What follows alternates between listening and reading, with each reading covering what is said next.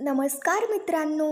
सावळ्याची जणू सावली आणि पारू या दोन्हीही मालिकेच्या स्पेशल एपिसोडमध्ये तुम्हा सर्वांचं अगदी मनपूर्वक स्वागत. अहिल्या आणि तिलोत्तमा दोघी गायब झालेले असतात कारण त्यांना श्रीकांतने गायब केलेलं असतं. मग पुढे आता सर्व गोष्टीचा दोष सोम स्वतःलाच देत असतो आणि म्हणत असतो की मॉमवरती हे जे काही संकट आलंय ना ते माझ्यामुळे आलंय.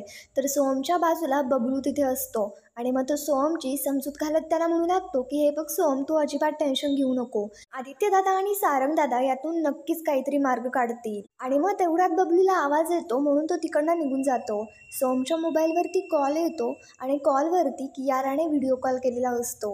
मग आता कियारा म्हणते की बेबी हाय, म्हणजे कसा आहेस तू. मग आता इथे सोमला तर या कियाराचा भयंकर असा राग येतो. आता सोम चिडत म्हणतो की मला खरं खरं सांग की माझी मॉम तुझ्याकडे आहे ना. मग कियारा म्हणू लागते की हो, ऐकून घे आता, मी कशी दिसते हे मला सांग. पण मात्र आता इथे सोमचं फक्त एवढं चाललेलं असतं की अहिल्या मावशी कुठे आणि माझी मॉम कुठे ना, एवढंच फक्त मला सांग. कियारा लगेच म्हणू लागते मॉम ना, मॉम आहेच इथे, त्यांना सांग तू मला आशीर्वाद द्यायला. आणि इथे कियारा पाया पडू लागते. आणि मग आता इथे तिलोत्तमा आणि अहिल्या यांच्या दोघींच्याही तोंडाला पट्टी बांधलेली असते. त्यांचे दोघींचेही हातपाय बांधून टाकलेले असतात. आणि हे पाहता सोम इथे खूप अस्वस्थ होतो. कियारा मग आता व्हिडिओ कॉलवरती त्यांच्या दोघींना इथे सोमला दाखवत असते आणि सोम आता खूप घाबरून जातो. आणि मग पुढे आता सोमला काय करावं काहीच समजत नसतं. आणि मग सोम बोलू लागतो की हे बघ, अहिल्या मावशीला आणि मॉमला काहीही झालं नाही पाहिजे, मी तुझ्याबरोबर लग्न करायला तयार आहे. आणि मग पुढे इथे कियारा म्हणू लागते की बस, मला तो सोडून दुसरं काहीही नकोय. कियारा मग आता पुढे सांगू लागते की मला यांचा आशीर्वादच सफिशियंट आहे, यांची मला काहीच गरज नाहीये.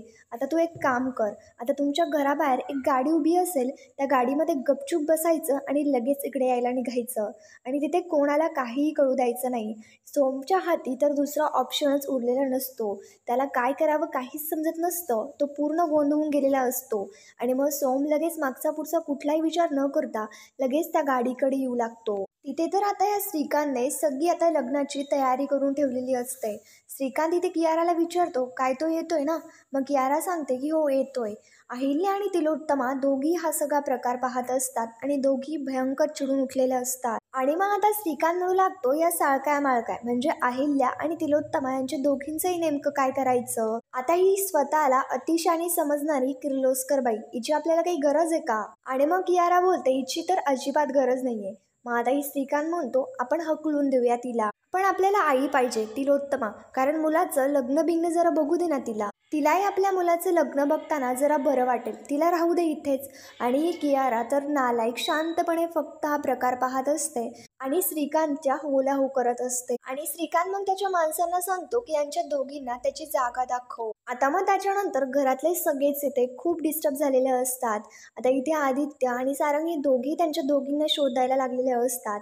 आदित्य सारंग सांगत असतात की त्या श्रीकांतच्या घरी गेलो होतो, पण मात्र तिथेही कोणी नाहीये. सगळेच आता खूप घाबरून गेलेले असतात. सारंगचं लक्ष सोमकडे जातं, सोम कुठेच दिसत नाही. सारंग विचारतो की सोम कुठे. बबलू आता सांगू लागतो आम्ही दोघी बाहेरच बसलेलो होतो, नंतर तो काही दिसलाच नाही, मी त्याला फोन करत होतो, आता फोन सुद्धा उचलत नाहीये. आता सोमच्या विचारांमध्ये सुद्धा सगळेच खूप डिस्टर्ब झालेले असतात. आणि मग याच्यानंतर तेवढ्यात इथे श्रीकांतचा माणूस त्यांच्या समोर उभा राहतो आणि त्याला पाहता सर्वांनाच मोठा धक्का बसतो.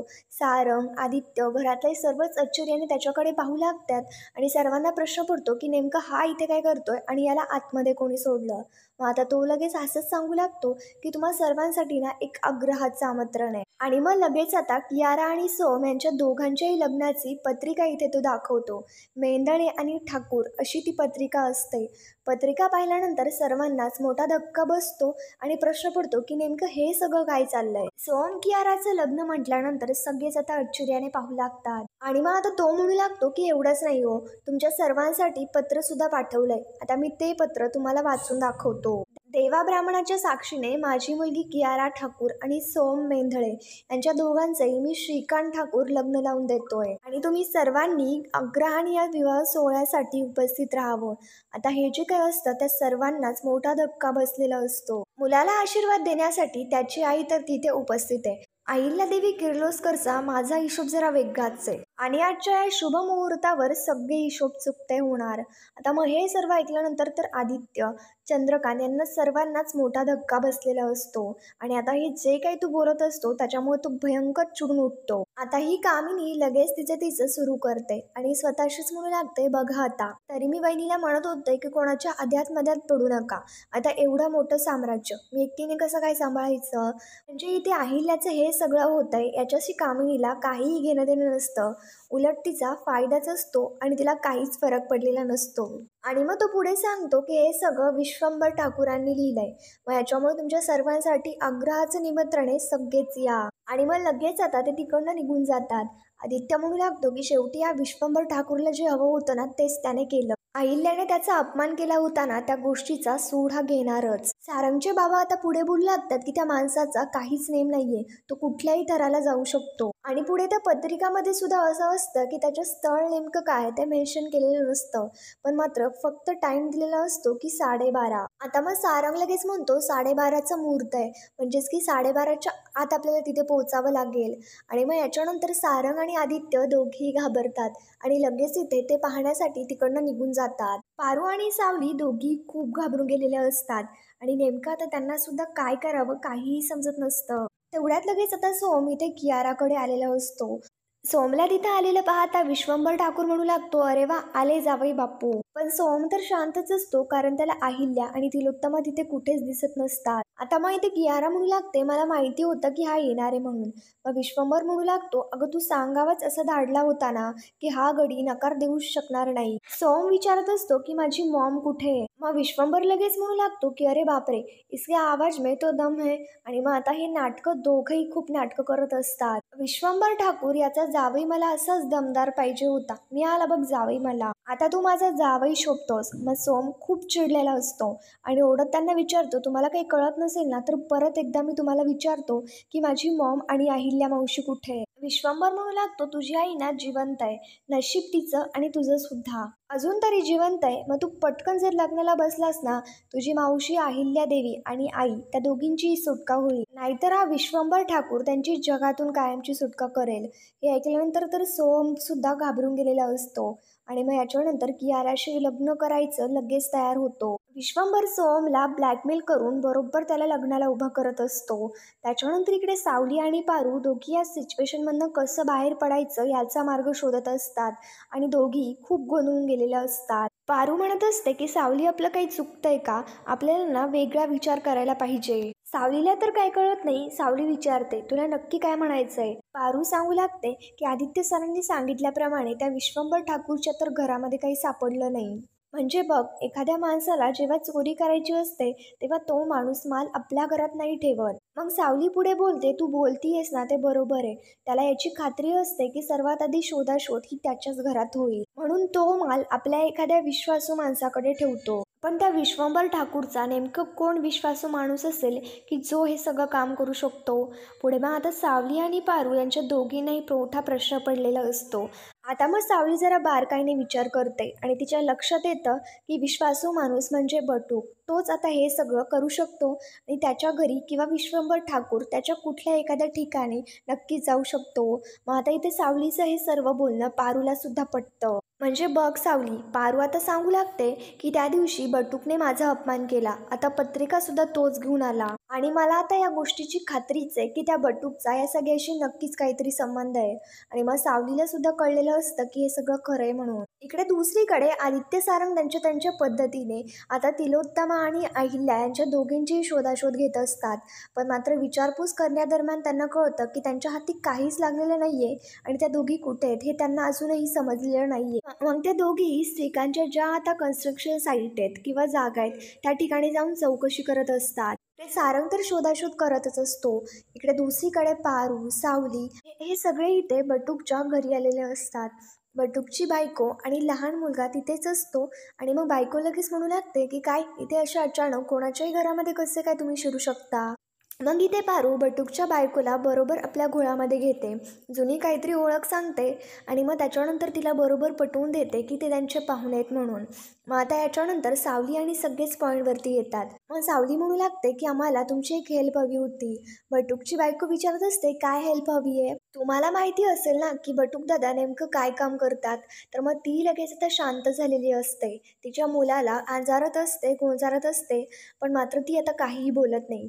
पारू म्हणते, की म्हणजे तुम्हाला नक्कीच माहिती असेल, की ते काय काम करतात ते. त्या विश्वंभरनं माझ्या अहिल्यादेवी किर्लोस्करांना आणि सावलीच्या सासूला किडनॅप केलंय.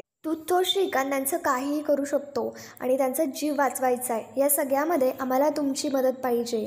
ती तर शांतच असते आणि तिला हे जे काही इथे श्रीकांतचं वागणं आहे ते अजिबात पटत नसतं. ती तर आता घाबरून गेलेली असते आणि पारूला म्हणते, की मी कशी काय तुमची हेल्प करू शकते. आणि मग पुढे आता सावलीच्या डोक्यामध्ये एक भन्नाट आयडिया येते. बटूक आता त्याचं त्याचं काम करत असतो. तेवढ्यात आता त्याला त्याच्या बायकोच्या मोबाईलवरनं व्हिडिओ कॉल येतो. बटूक आता एकदम एक्साईटमध्ये फोन उचलतो, पण मात्र पारूने त्याच्या बायकोच्या गळ्यावरती सुरा ठेवलेला असतो. सावलीसुद्धा बाजूलाच असते आणि ते बटूकला म्हणू लागते, की हे सगळं मला जे काही हवं आहे ना ती इन्फॉर्मेशन द्यायची, नाहीतर तुमच्या बायकोचा हा शेवटचा फोन असेल. आता बटूक हे सगळं पाहता तर खूप घाबरून गेलेला असतो. आता मग हे सगळे त्यांची नाटकं असतात, कारण पारूने आधीच बटूकच्या बायकोला सांगितलेलं असतं, की मी जे सांगते तसंच फक्त तुम्ही करा. पारू मग बोलू लागते, की हे बघ, विचार करण्यामध्ये अजिबात वेळ घालू नको, पटापट आमच्या प्रश्नाची उत्तरं दे. आता सावली लगेच विचारते, की विश्वंभर ठाकूने तिलोत्तमा मॅडमला आणि अहिल्या मॅडमला कुठे लपवून ठेवलंय. बटूककडे तर आता दुसरा कुठलाच ऑप्शन उरलेला नसतो. आता मग त्याला काय करावं समजत नाही आणि नेमकं त्यांच्या दोघींनाही कुठे लपवून ठेवलंय ना, आता बटूक सर्व काही खरं खरं सांगून टाकतो. आणि मग बटूक जे जे काही सर्व काही आहे ते सर्व खरं सांगितल्यानंतर आता सावली आणि पारू यांचा प्लॅन सक्सेसफुल होतो. पारू लगेच आता बटूकच्या बायकोला हात जोडत तिची माफी मागत म्हणते, की खरंच ताई माफ करा, आमचा नाईलाज होता म्हणून आम्ही हे सगळं केलं. मग आता याच्यानंतर त्या लगेच तिकडे निघून जातात. इथे आता सारंग आणि आदित्य दोघे खूप डिस्टर्ब झालेले असतात. त्या साईडवरती तेवढ्यात पारू सावली येतात. आता आदित्य लगेच विचारतो, तुम्ही इकडे काय करताय? आता मग इथे पारू सांगू लागते, की आदित्य सर, अहिल्या मॅडम आणि तिलोत्तमा मॅडम कुठे आहे हे कळालंय. सारंग विचारतो, त्या ठीक आहेत ना? सावली सांगू लागते, की हो त्या ठीक आहे. आदित्य विचारतो, की कुठे आहेत त्या? मग पारू सांगू लागते, की अहिल्या मॅडम त्यांच्या फार्म हाऊसमध्ये, तिथे कियारा मॅडम आणि सोहम सर यांच्या दोघांचंही लग्न लागतंय. आता हे ऐकल्यानंतर तर आदित्य आणि सारंग दोघांनाही धक्का बसतो आणि अहिल्या मॅडमला घरी सोडलंय. मग आता आदित्य इथे पारूला सांगतो, की पारू तू घरी जा. सावली आणि प्रीतम तुम्ही दोघी तिथे तिलोत्तमा मॅडमकडे फार्म हाऊसवरती जा आणि जिथे लग्न लागतंय तिथे आम्ही दोघे जातो. सारंग आणि आदित्य दोघी लगेच तिकडनं निघून जातात. आणि मग याच्यानंतर सोहम आता छान इथे मस्तपैकी नवरदेवाचे कपडे वगैरे, मुंडावळ्या वगैरे बांधून इथे समोर येतो. त्याचा सुद्धा नाईलाज झालेला असतो, कारण हा विश्वंभर बरोबर त्याला ब्लॅकमेल करत असतो. विश्वंभर म्हणतो, बसा आता पाटावरती नवरदेव. मग पुढे आता सोहमचं फक्त एवढंच असतं, की अहिल्या मावशी आणि माझी मॉम कुठे? विश्वंभर लगेच सोहमवरती ओढत म्हणतो, की काय आई मावशी लावलंय, तू काय कुकुलं बाळ आहेस का? हे बघ, एक गोष्ट लक्षात ठेव, लग्न लागलं की तुझी मावशीही सुटेल आणि तुझी आईही सुटेल. पुढे मग आता लगेच हा विश्वंभर त्यांच्या दोघांनाही पाटावरती बसायला लावतो. गुरुजींना पुढचे विधी सुरू करायला लावतो. मग इथे सोहम सुद्धा शांतपणे पाटावरती बसतो. त्याचा नाईलाज असताना देखील, त्याचं मन नसताना देखील बळजबरीने त्याचं लग्न कियाराशी लावलं जात असतं. आणि मग याच्यानंतर गुरुजी जे जे काही आता सांगत असतात ते सर्व काही सोहम अगदी नीट ऐकत असतो. गुरुजींच्या सांगण्याप्रमाणे सर्व गोष्टी फॉलो करत असतो. सोहम आता विचार करू लागतो, की मॉम कुठे आहेस ग तू? सोहम तर आता खूप घाबरून गेलेला असतो. कियारा, सोहम हे दोघेही तिथे लग्नाचे सर्व विधी एकत्र पूर्ण करत असतात. सारंग आणि आदित्य सुद्धा अजून तिथे पोहोचलेले नसतात. विश्वंभर तर मस्त चेअरवरती बसून ती सगळी गंमत पाहत असतो. त्याच्यानंतर इथे फार्म हाऊसला तिलोत्तमाला सुद्धा तिथे बाजूला ठेवलेलं असतं. तिला आता बांधून ठेवलेलं असतं. तिची शुद्ध हरपलेली असताना तिची शुद्धीवरती येते आणि हा सगळा प्रकार पाहता ती मोठ्या मोठ्याने ओरडू लागते, पण मात्र तिच्या तोंडाला पट्टी बांधलेली असते. ती स्वतःला सोडवण्याचा खूप प्रयत्न करत असते, ओरडत असते, पण त्याचा काहीही फरक पडत नसतो आणि आजूबाजूला कोणीही नसते. पारू आता अहिल्याच्या रूममधनं बाहेर निघते, पण अहिल्या तिथे नसते. मग पारूला प्रश्न पडतो, की देव्याई नेमकं कुठे आहे? आणि मग पुढे पारू लगेच सावित्रीला आवाज देते, बोलून घेते आणि विचारू लागते, की तुम्ही अहिल्या मॅडमला कुठे पाहिलं का? त्या कुठेच दिसलेल्या नाहीयेत. मग सावित्री सुद्धा सांगू लागते, नाही, मी मॅडमला कुठेही नाही पाहिलं. मग आता पारूला प्रश्न पडतो, की मग आता या नेमकं घरी आल्यात की नाही? आणि मग याच्यानंतर पारू आणि सावित्री दोघी आता इथे अहिल्यादेवींची शोधाशोध करू लागतात, की नेमकं कुठे आहेत त्या. आणि मग याच्यानंतर सोहमला ताराबरोबर घडलेले सर्व प्रकार आठवत असतात. म्हणजे सोहमला आता इथे ताराला नेमकं त्याने कसं प्रपोज केलं, तारा आणि तो नेमकं रिलेशनमध्ये कसे काय आले, सर्व काही आता त्यांच्या दोघांमध्ये घडलेले प्रेमाचे क्षण सर्व काही आता आठवत असतात. आणि याच गोष्टीमुळे सोहमला भयंकर असा त्रास होत असतो की आता त्याचं लग्न कियाराबरोबर होत आहे आणि त्याचं प्रेम हे तारावरती आहे. पण त्याचा सुद्धा या सर्व गोष्टींवरती नाईलाज झालेला असतो. मग आता याच्यानंतर सोहमला आठवू लागतं की कसं त्याने ताराला सरप्राईज दिलं आणि गुडघ्यावरती बसून तिला प्रपोज केलं. आणि मग आता ही कियारा नेमकं सोहमच्या आयुष्यामध्ये कशी आली हे सुद्धा सोहमला नीटसं आठवत असतं. आणि मग या गोष्टीचा त्याला खूप असा त्रास होत असतो. प्रीतम आणि पारू दोघी इथे फार्म हाऊसवरती आलेले असतात. इथे आता सावली आणि प्रीतम दोघीही फार्म हाऊसवरती आलेले असतात आणि तिलोत्तमाला शोधत असतात. पण मात्र तिलोत्तमा इथे स्वतःला सोडवण्याचा, सारंगला आवाज देण्याचा खूप प्रयत्न करत असते. पण आता तिची सुद्धा तिथे काहीही हालचाल होत नसते. सोहम कियाराच्या लग्नाचे तर एक एक विधी पूर्ण होत असतात. त्याच्यानंतर इकडे आता सारंग आणि आदित्य हे दोघेही फार्म हाऊसवरती आलेले असतात. आणि मग त्याच्यानंतर ते दोघेही त्यांच्या त्यांच्या पोझिशन घेतात आणि आता इथे आदित्य आणि कियाराचं नेमकं लग्न कुठे लावलं जातंय हे शोधत असतात. पण मात्र तिथे फार्म हाऊसवरती बरेच अशी लोक असतात. सोहम आणि कियारा यांच्या लग्नाचे पुढे एक एक विधी होत असतात. गुरुजी जसं जसं सांगत असतात तसं तसं त्या पद्धतीने ते दोघेही करत असतात. सोहमचा तर या गोष्टीसाठी कितीही नाईलाज असला तरी सुद्धा तिलोत्तमासाठी आणि तिलोत्तमाचा जीव वाचवण्यासाठी त्याला हे सगळं करणं भागच आहे. हा विश्वंभर ठाकूर बरोबर सोहमला ब्लॅकमेल करत असतो.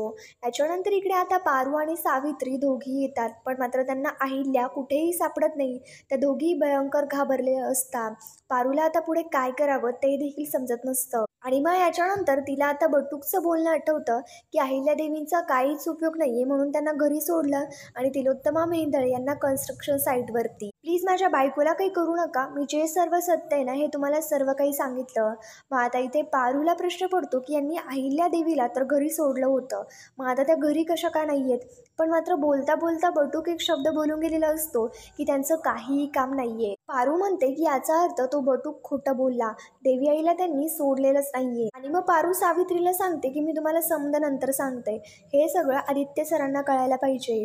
आणि मग पारू लगेच इथे आदित्यला कॉल लावू लागते. सावित्री मग पारूला सांगते की पारू बाळा तू बंगल्याच्या बाहेर बघ, मी आदित्य बाबांना कळवते. आणि मग पुढे पारू लगेच बाहेर निघून जाते. त्याच्यानंतर इकडे दुसरीकडे आता इथे तिलोत्तमाच्या अंगावरती कसला तरी धूर सोडला जातो आणि त्याच्याने तिला त्रास होऊ लागतो. इकडे पारू बाहेर आल्यानंतर विचार करू लागते की ते आमच्या घराकडे गेल्या असतील का. इकडे सारंग आदित्य शेवटी तिथे पोहोचतातच. आणि मग याच्यानंतर जिथे विवाह सुरू आहे तिथे सारंग आदित्य येतात.